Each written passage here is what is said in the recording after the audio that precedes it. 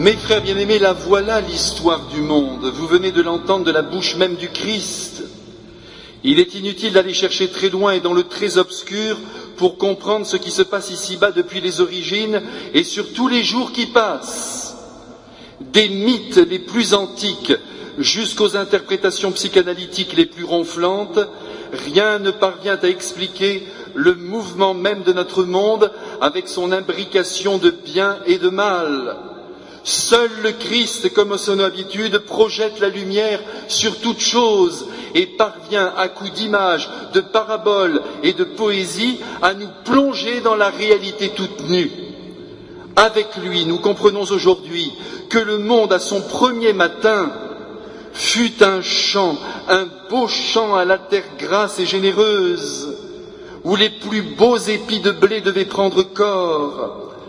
Quand le sol fut bien retourné, bien labouré, bien préparé, le maître de la terre, le jardinier céleste, le planteur du jardin d'Éden, le Père en personne, est venu semer les hommes comme des brassées de blé, un blé chargé de sagesse, qui devait porter un fruit jusque dans la vie éternelle. Et les hommes étaient beaux et les femmes étaient belles, belles, comme la nature humaine tout en promesse.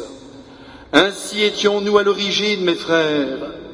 Ce n'est pas une histoire que je vous raconte, c'est l'histoire avec un grand H, la vraie, la pure, la nôtre.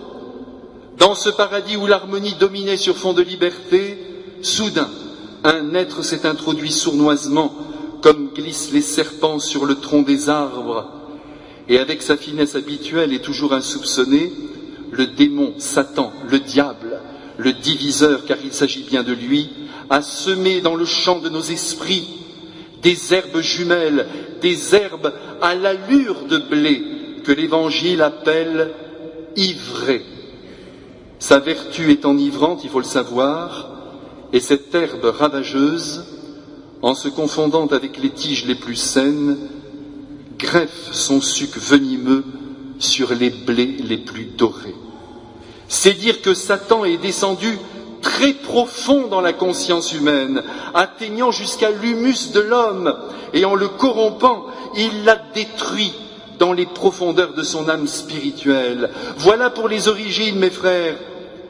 Le cœur de l'homme si beau et si bien créé a été empoisonné dans sa moelle, et durant des siècles, que dis-je, durant des millénaires, il s'est traîné avec ses seules et pauvres forces humaines, jusqu'au jour où le jardinier céleste, le planteur du jardin d'Éden, n'a plus supporté que son blé n'en soit plus, et qu'il meure étouffé. La suite de l'histoire, vous la connaissez bien, mes frères bien-aimés. Le Fils unique du Père, le Verbe de Dieu, prendra chair dans la terre de Marie, dans le ventre immaculé d'une femme unique, qui n'a jamais connu, pas même l'ombre de l'ivrée.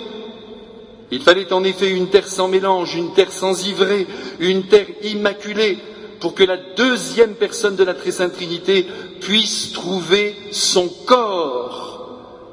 Marie a donc donné naissance à l'humanité sainte de Jésus, et en lui donnant sa structure corporelle, elle lui a donné la capacité de se mouvoir, d'accomplir des gestes chargés de lumière et d'enseignement. En un mot, elle lui a permis de vivre, de mourir et de nous sauver. Après son passage éclair sur la terre, 33 ans, mes frères, 33 ans, mais c'est rien du tout.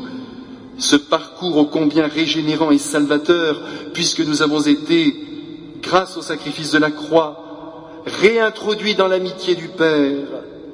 J'imagine volontiers aujourd'hui le Christ, présent dans le ciel, nous parler ainsi. Écoutez-le. Je suis venu, dit Jésus, parmi vous, comme l'un d'entre vous.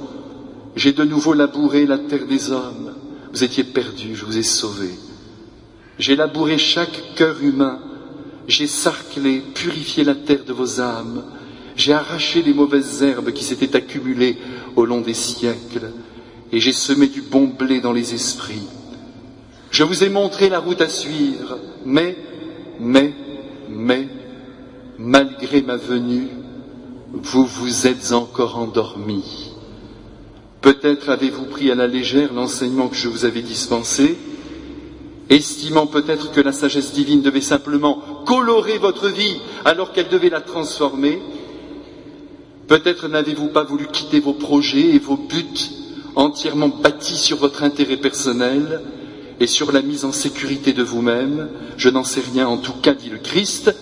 Ce qui est sûr, c'est que beaucoup d'entre vous se sont endormis. Oui, vous vous êtes endormis.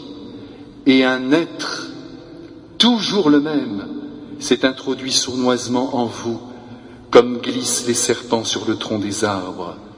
Et avec sa finesse habituelle et toujours insoupçonnée, le démon, Satan, le diable, le diviseur, car il s'agit bien de lui, a semé au milieu du champ de votre âme, pourtant renouvelé par la grâce, des herbes jumelles, des herbes à l'allure de blé, autant dire de livrée, dont la vertu est enivrante, il faut le savoir. Et cette herbe ravageuse, en se confondant avec les tiges les plus saines, a greffé son suc venimeux sur les blés les plus dorés. C'est toujours le même scénario, mes frères bien-aimés. Si l'on en croit le Christ, il existe un être qui nous persécute et qui ne cesse de tourmenter la conscience humaine pour y planter des herbes mortelles sur fond d'athéisme, de rejet, de haine, d'indifférence à l'égard de Dieu et de sa création, à l'égard de son Christ, de son Église et de leur enseignement commun. C'est dire que si nous ne faisons pas attention, si nous nous endormons à l'écoute des bruits du monde, en nous contentant d'une foi vague et incertaine, il viendra l'ennemi, c'est sûr, et il troublera notre âme, en mélangeant dans les petites choses de la vie le bien et le mal, le pur et l'impur, le juste et l'injuste, le doute et la foi. Mes frères, il est terrible le démon quand on s'endort. Oui, c'est le roi de l'arnaque, du compromis, du boniment, de l'illusion mensongère. Vous savez, son programme est très simple. Il est fait d'une seule ambition, faire basculer les hommes lentement, mais sûrement, du camp du blé dans le camp de l'ivrée. Oui, le démon, lui, qui est homicide depuis les origines, en susurrant à nos oreilles de belles promesses, toujours la même chanson, faites ce que vous voulez, vous êtes libres, sans Dieu, parvenez à vos fins, quoi qu'il en coûte, voilà sa chanson. Et croyez-moi, il a plus d'un tour dans son sac pour nous éloigner du Christ, de l'Église notre mère et du désir d'aimer intensément nos frères. Et Dieu que nous sommes faibles, oui, il faut bien le dire, et Jésus le sait. Il sait que nous pouvons, durant quelques instants, quelques heures, quelques jours, et même durant des années et des années, écouter la voix tentatrice, nous laisser séduire par elle et littéralement dégringoler entre ses bras dévastateurs. Et c'est pourquoi notre Jésus, qui est amour et donc patience, malgré les risques que courent les épis de blé au contact de l'ivraie, ne veut pas toucher le champ du monde avant l'heure de la moisson, c'est-à-dire avant que ne sonne à l'horloge du ciel la fin des temps, ou encore l'heure de notre mort personnelle.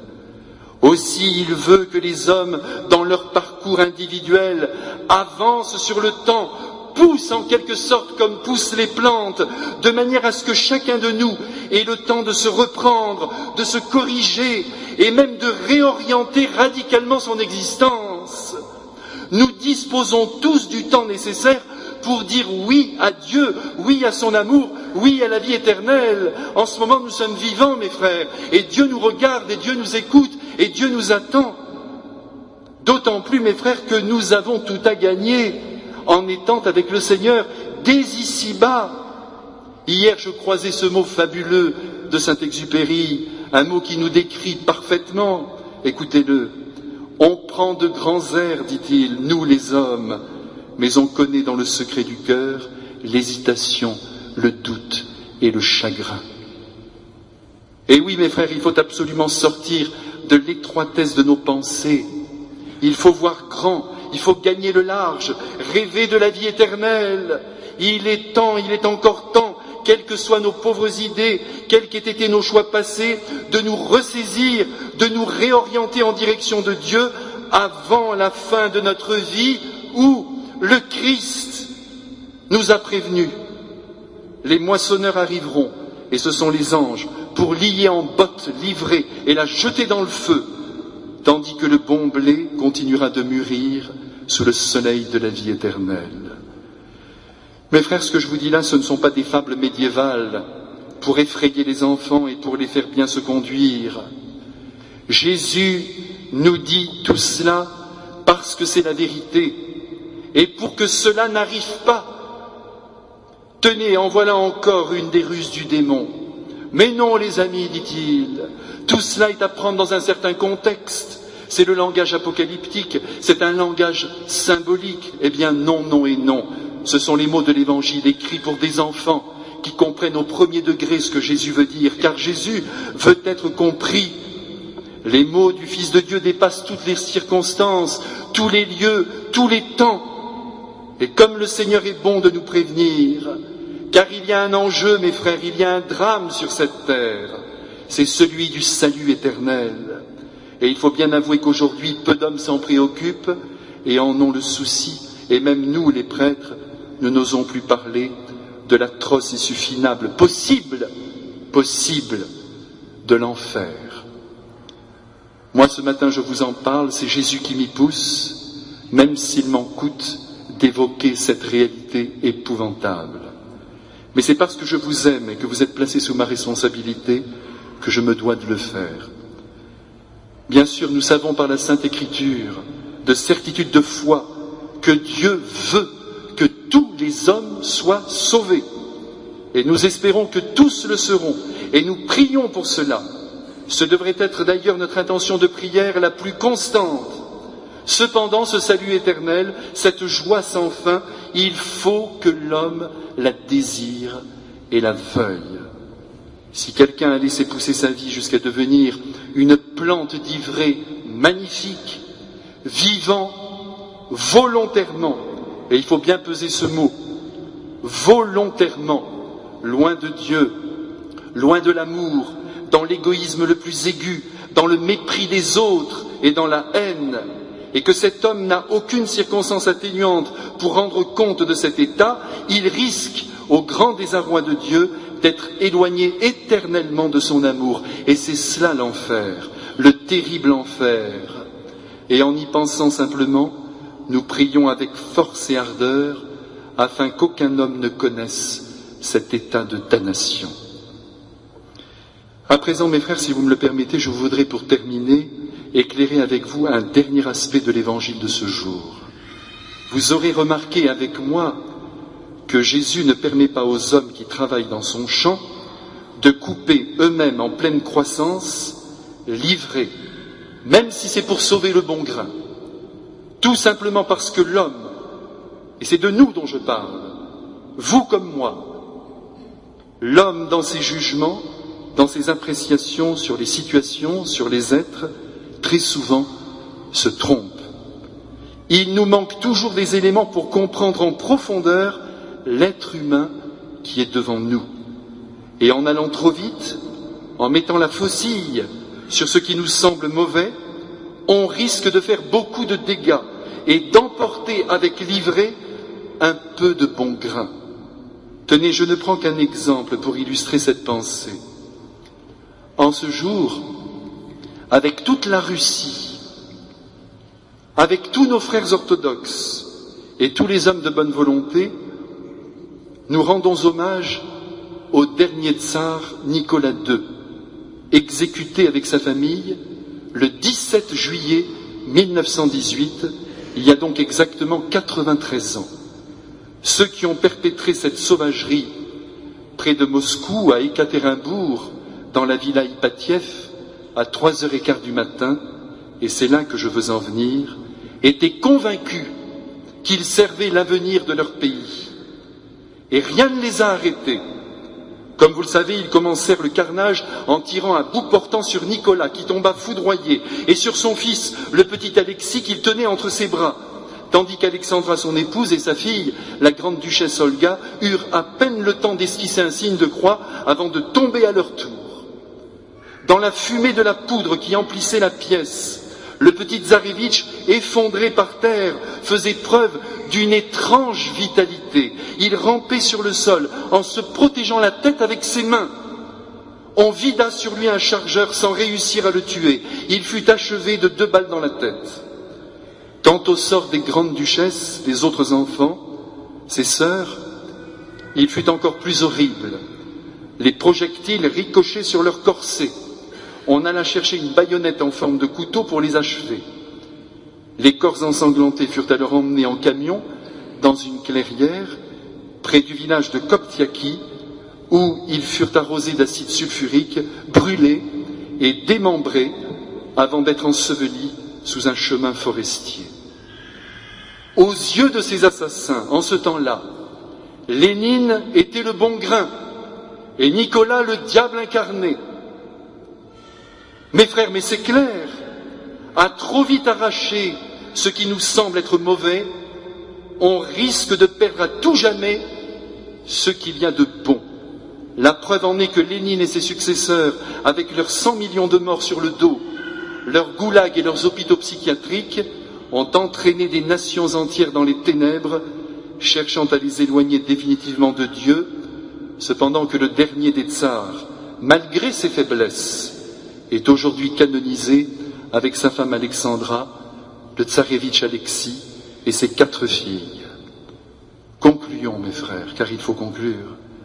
Si l'évangile de ce jour nous a un peu secoués, mes frères, c'est très bien, car il faut de temps en temps que les épis de blé soient redressés pour monter résolument vers le ciel, où ils resplendiront comme le soleil dans le royaume du Père. Au diable livré, au ciel la joie. Amen.